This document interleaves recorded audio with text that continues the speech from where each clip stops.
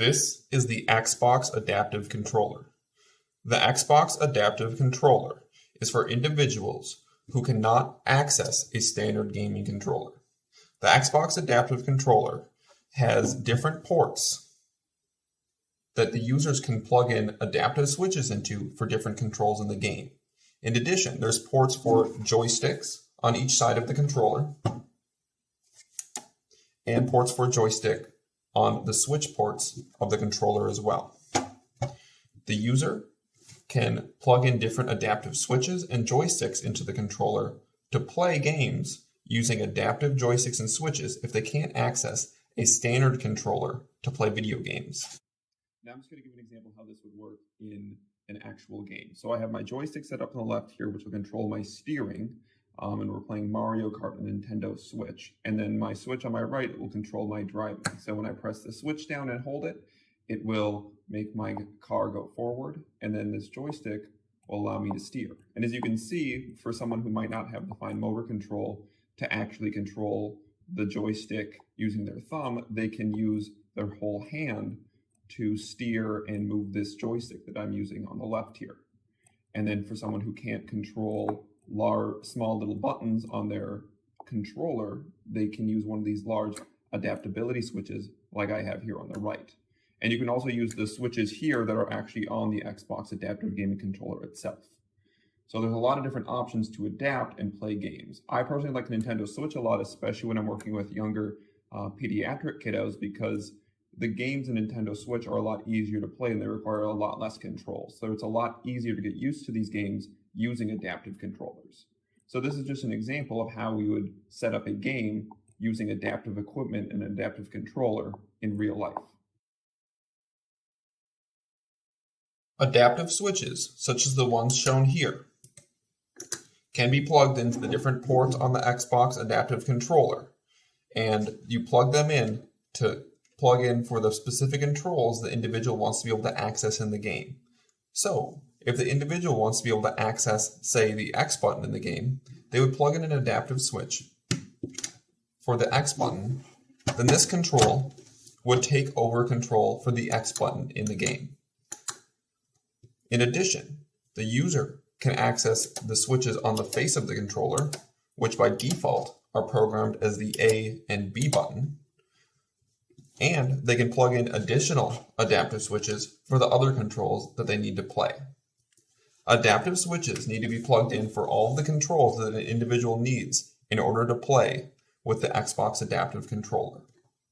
Therefore, you'll need to get adaptive switches plugged in for all of the controls that a person needs to play a specific game.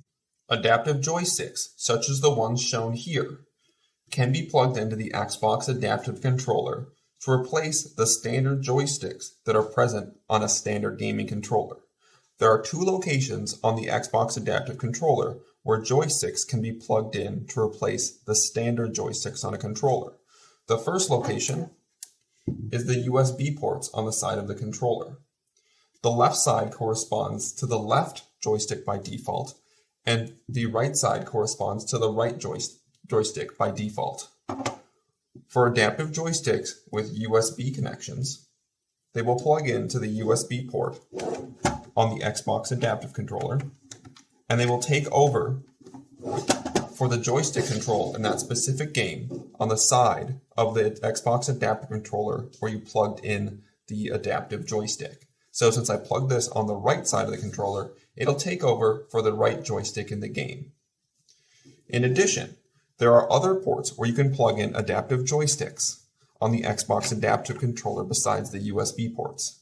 Some adaptive joysticks have this connection here, which looks like a headphone jack with 3 rings. These can be plugged in the X1 and X2 ports that are present next to the switch ports on the side of the controller. For the X1 port, by default, that will take over for the left joystick in the game. So I plug this in to X1, it will take over for the left joystick when I'm playing a game. Using these two ports, you can plug in different adaptive joysticks to take over for the joystick control in a specific game using an adaptive joystick. The Xbox Adaptive Controller can also be set up to work alongside of a standard video game controller in a setting called Copilot. Copilot allows both controllers to be used to control the same user profile, so both controls on both controllers control the same player in the game. Therefore, for individuals who can partially access a standard video game controller, but have difficulty accessing certain buttons on the controller, say they have difficulty accessing the A, B, and X button on the controller, what they can do is they can set up the Xbox Adaptive Controller in Copilot and connect it to their standard video game controller. Then they can plug in adaptive switches for the controls they're having difficulty accessing.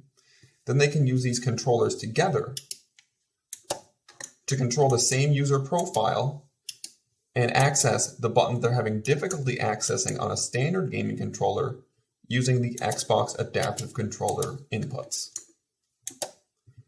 Later, in a separate video, we will show how to set up Copilot with the Xbox Adaptive Controller and a standard video game controller. The Xbox Adaptive Controller, if used alone and not on Copilot, works best for games that require less controls and are slower paced. It will not work very well for high-paced games like first-person shooter games, because as said previously, for every control needed in a game, you will need to plug in an adaptive switch or joystick to access those controls using the Xbox Adaptive Controller. For first-person shooter games or other games that require a lot of controls and are very fast-paced, the user will not be able to access all of the controls they need quick enough using adaptive joysticks and switches to play those high-paced games.